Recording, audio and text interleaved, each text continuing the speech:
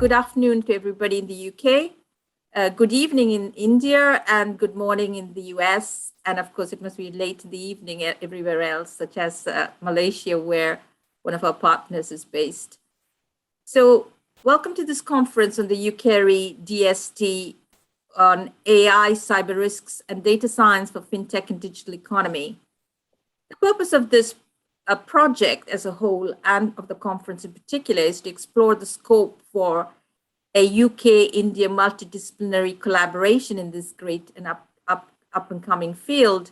I am the COI from the UK. I'm based at the University of Essex, and the COI in India is Anandya Chakrabarti. Anandya, if you can just raise your hand. He is at the Indian Institute of Management, Ahmedabad. So the purpose of this conference and the project in general is to bring together leading researchers and practitioners from premier institutions in the UK and India, and also inputs from elsewhere. In the UK, the universities involved include Essex, Bath, Leicester, UCL, Imperial College. And in India, we have, of course, their premier institutions, the Indian Institutes of Management, Indian Institute of Technology, Indian Institute, the Indian Statistical Institute, and Jindal. And not to put a finer point on it, it's just to bang heads together so that we can explore research collaborations in the near future. Initially, of course, this was meant to be a face-to-face conference with about 25 of us meeting at Essex in a closed room, and then we are meant to sort of feverishly talk to one another and get going on projects. Nevertheless, we kept the whole idea and ethos going in the format that we have, and we still have about 28 of us involved, and also invited some eminent participants to contribute to this ongoing conversation on AI, data science, and digital economy. Our funders are UKIERI, British Council, and we have Peter Cook and Yovan Illic here, who will follow after I've just finished with my overview. And another very important partner is Twimbit, who's helping us with this whole dissemination. And I think they've done a wonderful job in a matter of 10 days to put it all together. And more importantly, they'll help us with online conversations between ourselves, producing videos, podcasts, and so on, so that, of course, the view at the end of the day is to spearhead collaborative projects.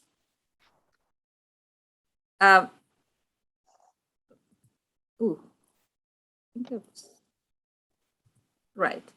So let me just give you a roadmap of what is involved here.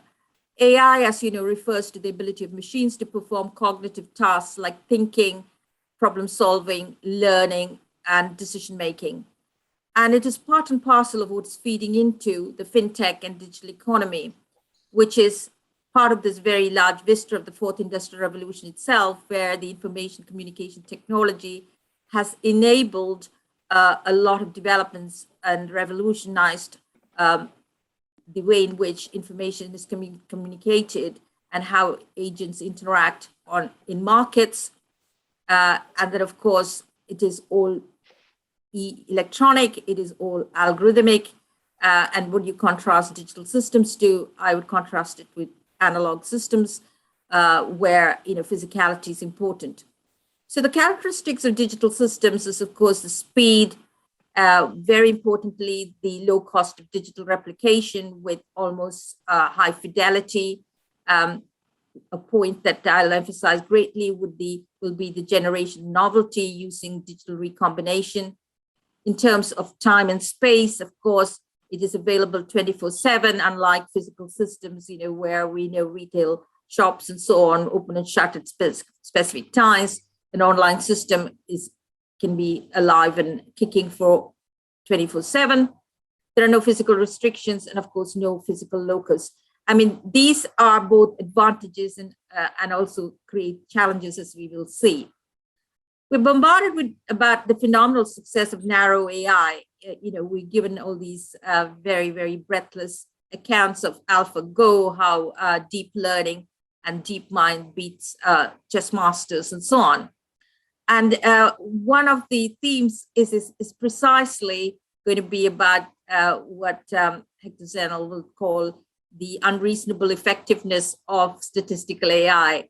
And the reason why it has been so successful is something that we really need to get to grips with. This huge way in which information is processed and decisions can be arrived at is overcoming or overtaking and superseding human advice and the specialisms of humans, is now being distilled into AI-based software. And this is from medical diagnosis, who you would date. And of course, it's now being distilled into humanoid social robots in interactions that previously were very intimate and private. An important theme of this conference is going to be on the dark side of software-based systems. It is axiomatic that any software-based system will be hacked, And in my opinion, while a lot of people talk about robots taking jobs, one theme that we will focus on a great deal is about the loss, not just about our jobs. It's about our autonomy, our integrity, and of course, the loss of wealth, where digital systems can be hacked.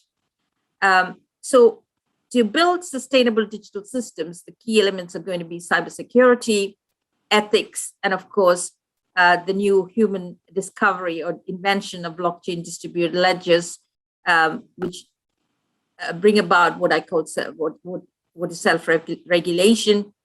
With it, the immutability of historical blocks of information, and that no novel blocks can be added, which is inconsistent with the previous blocks.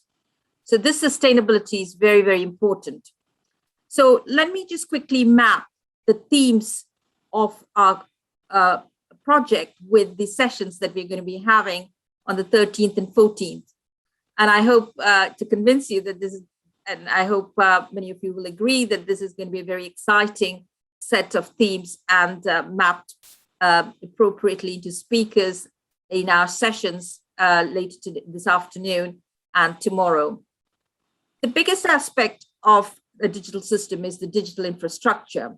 And the key element there are what we would call unique identifiers or digitized materials. We see that in RFID tags, zip codes, and more foundationally, girdle numbers. So Nikiforos is going to take us through this, the aspects of unique identifiers that would be needed to regulate an electronic financial system. The second part of a digital system is the algorithms involved.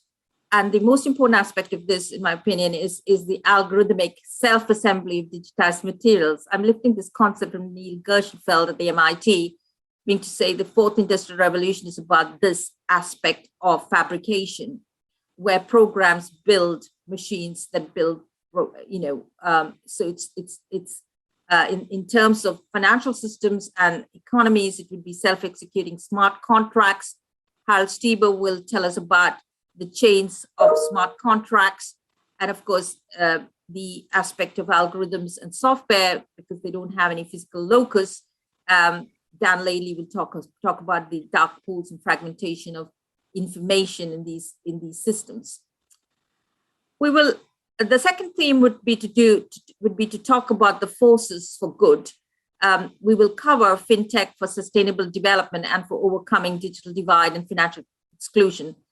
That would be part and parcel of the first session tomorrow morning, starting early at 9:30 our time. And we will have a number of speakers there exploring the ways in which FinTech has been used to overcome the financial exclusion and what is involved in having or using this technology for sustainable development. To reflect the sign of the times, COVID, we have a very important session about the use of big data and big data models for epidemics and interconnections of social systems. And then, of course, I wouldn't say the jewel in the crown, but a very large chunk and theme of this conference is to do with the foundations of general intelligence and AI. if you look at it, we are drowning in a sea of data, but whether this is in data science or socioeconomics, big data is really on us. We talk about terabytes and, sort of huge quantities of data that are being churned out on a daily basis. We need a unifying framework.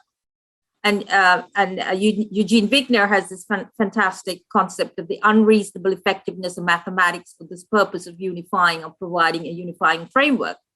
This is a theme that Hector Zenel uses in his keynote here about the unreasonable effectiveness of statistical AI.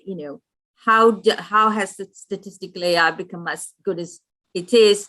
One wouldn't have thought that glorified curve fitting is as successful as it has become in deep learning and so on. We have some of the best brains, with us in our agenda or our program with Carl Fursten. He uses the free energy principle as a means of giving this unified framework for cognition, intelligence in general, and so on. I'm throwing my hat in the field as well. I say that we need to really take the Gödel-Turing post-recursion function theory more seriously than we have. It is somewhat surprising that people who talk about computation and so on don't know very much about the foundations of recursive function theory, because I will argue that certain elements of information processing that you would say in the most sophisticated of digital systems, which is actually the genomic system itself, it is ourselves that reflects biology and genomic information processing, is the most advanced and sustainable digital system. And many elements of it is exactly like you see on the tin of recursion function theory of Gödel, Turing, and Post. And one critical aspect of what is to do with sustainability of digital systems is the fact that the DNA itself is a blockchain. I believe there's only one other person, Abramov, who pointed out that this is the case, and sustainability, the proof of the pudding is in the fact that it has survived almost 4 to 5 billion years unscathed. The protein coding components are unchanged for billions of years, right? So this really comes to the fact that at the heart of life itself, and the most sophisticated system or cybersecurity, we have a lot of lessons to learn from it, and it has implications for ethics, that the autonomy of the code and freedom from being hacked is ultimately going to be the most important aspect of ethics of AI. And Bimal Roy, one of the great cryptographers from India, and Vincent Muller and so on will be giving us a huge amount of insights into how this is going to be done. So there's a bit for everybody. And in fact, there's going to be quite a bit of very deep learning here that will be found. So let me stop with that, just to show you some social media pictures of this world that we're walking into. We're already there. This is the robo-advisor scene in financial systems, where robots, if you had a fund manager or a wealth advisor in the old days, you could take him out for lunch after he's obviously made you some money. But here you have a little spoof about saying, do you think he's going to join us for lunch? That there is a robo-advisor there. But that has already becoming part and parcel of financial systems. And then, of course, you have all these things about humanoid robots. We have, this is how the future is going to look at, big eyes, empathic, they can read your mind. But of course, there's a dark side about how a lot of this could then, this is the singularity that I think Vincent Muller would come to saying, will any of this be sustainable? Will this become far larger and far more invasive, far darker than we ever expected to be? Okay, so that's me done about giving you an overview of where we are coming from, how this maps to our sessions, and hopefully to convince you that you will have a lot to take away from this. So let me now pass on to Peter Cook from UKIERI and the British Council. So Peter, do take the baton from me and tell us your view of how this funding for this sort of workshops is all about. Thank you, Sheri, very much indeed, and good evening to those of you who are in India, who are in Ahmedabad, where I live, and good afternoon to those of you who are in the UK. It's lovely that we can connect like these. This is one of the lovely advantages of technology, but it illustrates how important it is that we protect these systems and protect these particular processes. So I think there's a lot we can learn from each other. I really have only a few things to say. Really want to set a little context for what we're trying to achieve, what we're trying to deliver through these kind of conversations, and also to say a little bit about how important it is. We've just had a very important set of conferences and conversations here in India, particularly in Gujarat, the Prime Minister's home state. We were supposed to have this week one of the flagship events, one of the flagship India trade events called Vibrant Gujarat. Alas, that's had to be postponed due to the COVID pandemic. It is another of the many victims that have had to fall to this particular thing. But we hope to reschedule this and join it again later in the year when hopefully the situation is calmer. But one of the things that did take place just before the Vibrant Gujarat was cancelled was an international conference of academic institutions, where the United Kingdom and India set out in a much more kind of comprehensive exchange how it wishes to work together in the educational space and to look at across the breadth of issues and challenges and subjects where we know we can collaborate more. And obviously, we are particularly keen to find out those areas where our shared research, our collaboration in research can really make a difference. And so I'm particularly struck by how opportune it is that we're having this conversation so quickly after we've agreed to start that set of dialogues and set of conversations. Today is also a particularly significant day in a wider context. The Secretary of State for Trade from the United Kingdom, Anne-Marie Trevelyan, and the Minister for Trade in India, Mr. Piyush Goyal, today launched the negotiations for the free trade agreement. And this is a huge step forward for the UK, for India. The opportunities, the benefits that could flow from such a significant partnership is unquantifiable. We haven't yet plumbed the depth to understand quite what this may mean and quite what this may allow us to do as countries moving together into the next age. And our partnerships are only underlined by our willingness to collaborate, our determination to exchange information in ways like this, and then obviously to build on that, our future relationship as partners, as free traders, as people who can collaborate and share our experience, our wisdom, our science and technology. We can really benefit from that. So today is part of a much bigger picture, but nonetheless, this is such an important subject in its own right. So it is seen as one of the foundation steps, one of the founding stones of the conversation that we want to stimulate over the course of the next few years. It's a huge area of collaboration. It has the support of both our prime ministers, who agreed in May last year a 10-year roadmap for how we might work together. So this is really another important step in that particular process. Delighted that we can do this, and I am thrilled, genuinely and personally thrilled, that we're able to do that with the University of Essex, who of course are prime leaders in this, but with so many other wonderful partners. You've listed them already, Sheri, and clearly also working with some of the premier institutes in India, the Institutes of Management and the Institutes of Technology, with the India Statistical Institute, with Jindal, etc. Wonderful body. I'm going to be slightly parochial and say, of course, I am hugely pleased and hugely proud that the Institute of Management in Ahmedabad retains its #1 status as the management school to attend in India. So a little bit of parochial favoritism, a little biased. But just to emphasize that this is exactly the level and the depth of conversation that we want to have. My second point really is to say I cannot imagine a more valuable set of topics to cover in a conversation between you. When you look at AI, when you look at data science, when you look at the digital economy and cyber, you could not pick a more interrelated but nonetheless vital set of conversations. You've quite rightly highlighted them all, Sheri. I can't do any better. We appreciate the challenges that the dark side represent, These are threats that our governments, our societies need to think hard about to protect our people.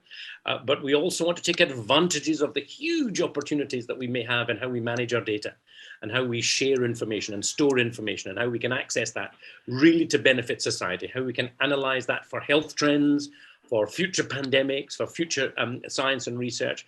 There is a fantastic scope.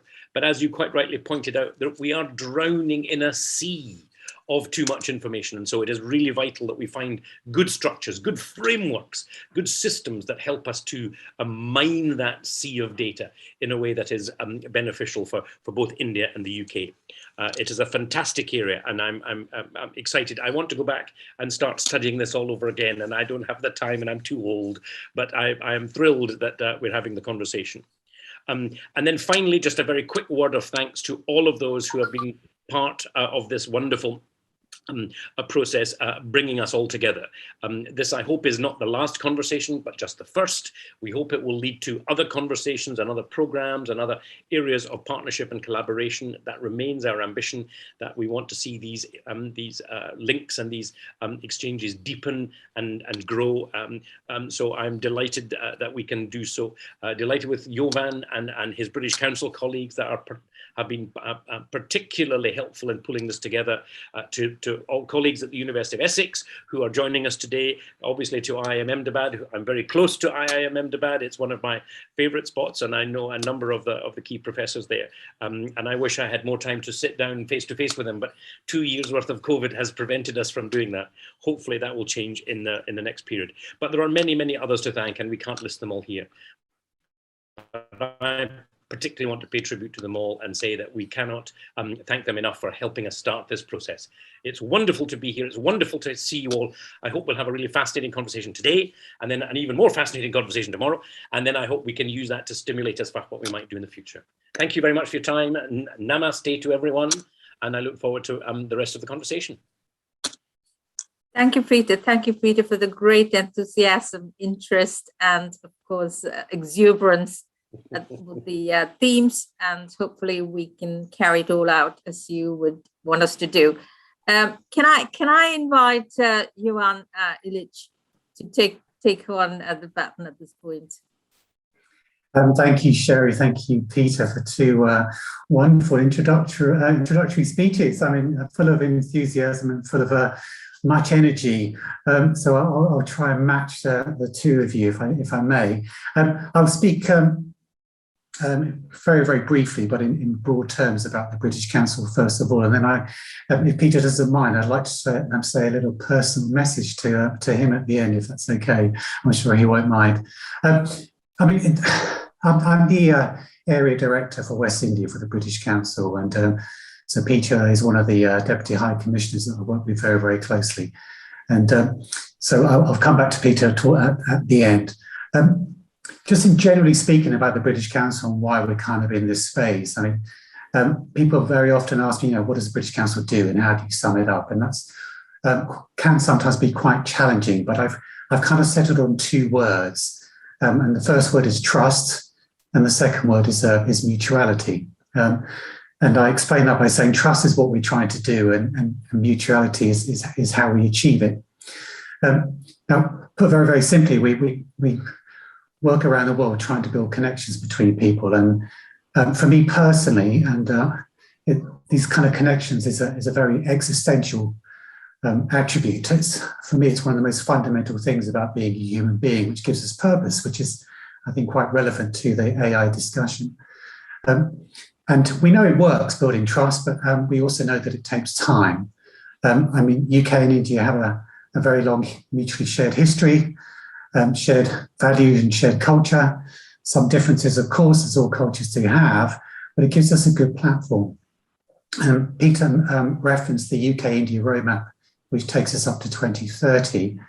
And as a big part of that, it's upgrading institutional mechanisms that will enable us to set and achieve ambitious goals in all areas of cooperation, and to strengthen avenues for people to connect with other people in education, research and innovation, capacity building, employment and culture, my favorite of all. Now, in terms of the education space, and science and research in particular, which is the focus of why we're here today. India does have, as I'm sure all of you are aware, a new education policy. So a big part of what the British Council is trying to do in India, with the support of the High Commission, amongst others, is to kind of link up universities, institutions, as well as individual researchers, but also to work on, in terms of the education regulatory framework, and in particular, agreeing mutual recognition of qualifications, so we can promote not only student mobility, but also exchanges and research and collaboration. That's what brings us here today. And for me, it's very, very important that the neutrality bit is not lost. It's very much at the heart of what the British Council does. So it's important that all sides of the meeting or the workshop or whatever brings us all together come with an open frame of mind to kind of learn and to grow and to change. With that in mind, I just want to mention a little comment about myself, a little comment about Peter. But Peter, first of all, Peter is a really good example of when this works. So for example, Peter working with the High Commission and myself coming from the British Council, Peter's one of those people that brings an openness to two departments to work very much together with that kind of mutuality as a kind of a driver behind it. And I'm a firm believer in these kind of making connections and partnerships that you achieve much more than you can do on your own. So I just want to say thank you to Peter, and thanks for joining us, Peter. For me, it's a shame that he's ending the end of his professional career. I would personally have loved to work far more with Peter. It's been an absolute pleasure. We've had some successes in a very short period of time in the higher education space, and hopefully we'll have some more, Peter. And just to finish on a personal note, I don't know how you're feeling, Peter, you mentioned it earlier, but I'm feeling really, really middle-aged at the moment. Sheri, I'm blaming you for all of this. So I'm been sat here thinking when you did your introduction, I did my PhD on artificial intelligence, believe it or not. And we're going back now, I'm trying to think about where, 25 years ago. I did it from a kind of talking about that dark side that you mentioned, Sheri. So I did it in a philosophy department, and it was very much focused on the existential challenges that AI actually raises. So what was really quite clear in your wonderful overview, Sheri, was how much the discipline has moved on, and the sector and the industry has moved on in those 25 years since I did the studying. So I just thought I'd declare that personal interest. So thank you very, very much for everybody for joining, and I look forward to a really, really enlivening workshop, and I'm really, really pleased to be a part of this, and I should be joining some further sessions. So thank you very much, and on behalf of the British Council, it's a real pleasure to be part of this and to welcome you all. Thank you. Thank you very much, Yovan. That was, again, so much enthusiasm and sentiment portrayed there for artificial intelligence. Peter, I do enjoy the fact that you raised the point that Alan Turing's mother was parents had the colonial Indian sort of connections, right? Yeah, that's right. I didn't know that. Did. That's wonderful, bringing in these connections to India. So let me pass the baton on to Anandya, who would then finally sort of wrap up the welcome part of our conference, and then we'll move straight to the first session. So Anandya. Thanks, Sheri, and thanks, Peter, and thanks, Yovan. Already we got a lot of very interesting points, that we could discuss about. But we should move ahead. I would like to welcome you all along with Sheri to this conference. Would like to thank British Council and the Department of Science and Technology in India for making this a possibility. It has been delayed by almost 2 years now, but I'm very happy that we are both. I mean, me and Sheri discussed it multiple times that people would not show up. But we are very happy that all of you actually accommodated us and gave your time. So we are really grateful for that as well.